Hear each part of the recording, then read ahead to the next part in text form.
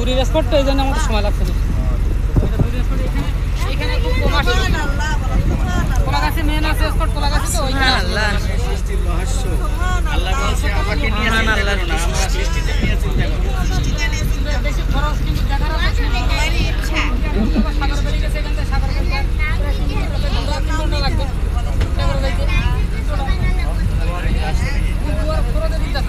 খরচের বিপক্ষে থাকবে, তারপরে আমাদের সময় বেশি লাগবে।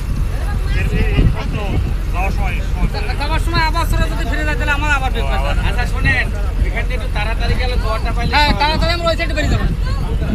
ওখানে সময় কম দিয়ে আমাদের বোটে খাওয়া দাওয়া করবেন, আমরা চলতে থাকবো।